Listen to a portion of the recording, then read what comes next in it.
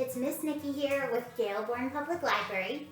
We're coming at you from your library at home, from my home broadcasting to your home. Home, home, home, 3 homes. All right, well, I am here today to kick off this week's first elementary challenge. I know you guys have been doing some awesome, amazing things with all these challenges. You guys are so creative and inventive and artistic, and I know today is going to be no different. So, today's challenge, should you choose to accept it, is paper sculptures. That's right, paper and sculptures, so sculptures made out of paper. Did you know that there are a ton of artists out there who use paper as their artistic material of choice? So they use that as opposed to canvas or paint or other materials. One such example is Alexander Calder. He loves to use different techniques with paper to make cool designs. And that's who we're going to take inspiration from today. Lots of artists who work with paper use techniques such as folding, rolling, curling, and all these other cool things to make different angles and designs. Today we're going to look at 3 different types of paper sculpture. All 3 of these are going to be abstract. Abstract means that it's not made to look like anything in particular. So it's not going to look like a person or an animal or something outside. It's completely imaginative, and it's up to the person looking at it to kind of think about what it might be. Kind of like when you look up at the clouds. To one person it might look like one thing, to another person it might look like something else. So that's what our goal is today.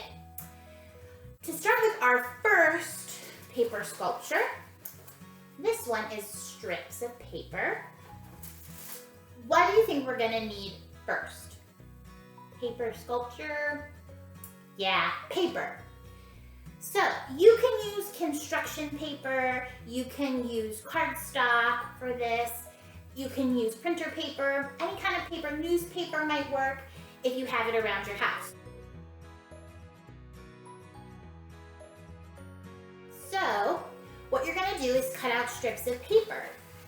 Ideally you want colored paper, but if you don't have it, you can also use colored pencils, markers, crayons, or anything else you have, stickers to decorate it. If you want to do that, you can do it even if the paper is colored. Then you're going to start using some of those Calder techniques to make some cool designs. One technique is folding. So all you're going to do is take a strip of paper and you're going to fold it back towards you and push on the seam for a couple seconds. 1, 2, 3. Then fold it away from you and push on the fold 4, 5, 6, back and forth, until you go all the way. And then when you open it up, you've got a nice little fan or accordion. Make sure that when you're using your strips, you always leave a little bit of paper at the end for the legs so that you can put them onto the paper. So, do that, and we take our glue or our tape, put a little dab on there, a little dab here, and we stick it right on. You want to make sure to have a base piece of paper. I used a piece of cardboard and wrapped it in tin foil. You don't have to do that, but it's kind of fun to make it a little bit shiny. You can do it whatever you want, just a piece of paper, an old box if you want to use that. And then you put it down, and voila, you've already started your sculpture. Another technique is called curling, and that's where you take a pencil or a marker or something that you can wrap something around it, and you start twirling it right around. So you start at the edge, line it up, and then you start twirling the pencil till the paper starts going around and around. You notice that I cut this side of the strip a little differently to give it a little bit more character. So it looks a little bit different than just the straight edges all the time. Once you've rolled it all the way up, you can let it go and and you'll notice it twirls off and you can slide it right off your pencil. And now you have a twirl. You can pull it, unroll it a little, and loosen it up. You have a nice little roll that you can glue. And you can glue it like this, you can glue it like this, whichever way you want. And again, you don't have to use glue, you can use paper as well. So, those are just a few of the ways that you can use some strips. You can also just make a hill by making sure you have a little bit of legs, putting some glue on.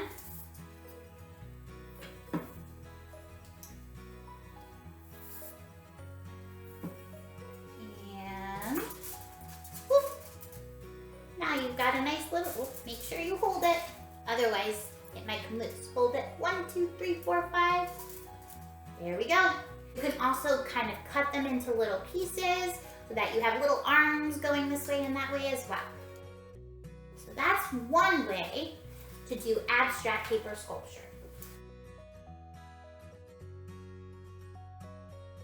The next way just uses one piece of paper.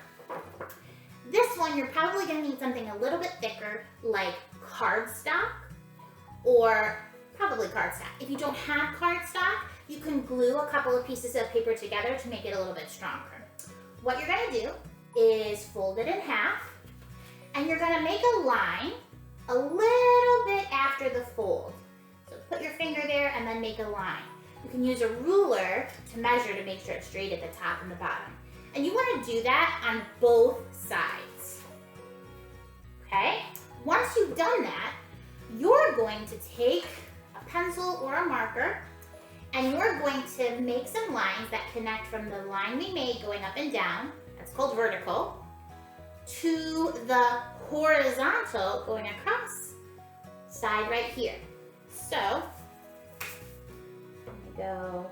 And you can do it curvy, but just make sure to connect this line to the bottom. And then if you want to go a straight one, you can make them however you'd like. Just make sure to connect and to leave some space. Once you've done that, you only have to do it on one side. You're going to cut them out. And I've already done that until you get something that looks like this. So you cut out all your lines. Here were my lines. I cut them out. Then you're going to start folding. So you're going to fold it back up. Oh, nope, leave it open. And you're gonna take this side, one side at a time, and you're gonna do the folding forward and backward method. So you're gonna take this top one, and you're gonna fold it forward towards you, and then you're gonna take this next one, and fold it backwards, and right onto that crease on that line we made. Then the next one goes forward, and the next one goes backwards. Might gotta be a little bit gentle as you do it. You know you've done it right if after you've gotten to all the little legs, you see that this side has completely disappeared. Then you're gonna open it up gently and do the same with this side. Only you're gonna do the opposite. So if this leg you started forward, you're gonna go backwards, and then forwards, and then backwards.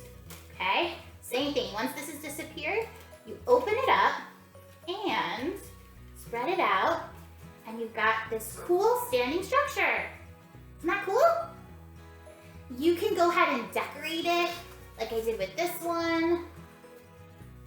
You can cut holes or add things to the sides. Or if you look at this guy, you can make him look like Squidward from SpongeBob SquarePants. Isn't that cool? And the last one is actually pretty simple, but you are gonna need either cardboard, like from a box, or a cereal box, or something like that, or you're gonna need cardstock, thick paper, or paper, a couple sheets of paper that you glued together. You're gonna cut out shapes, and then you're gonna cut slits into them, and then you're gonna stick them on each other until they make a cool little structure. And that's it. 3 types of abstract designs. It might take a little practice to get it exactly the way you want it to look, but I can't wait to see them. When you're done, take a snapshot of it and share it on social media at #GailBordenPL so we can see your masterpiece. Until next time, bye-bye.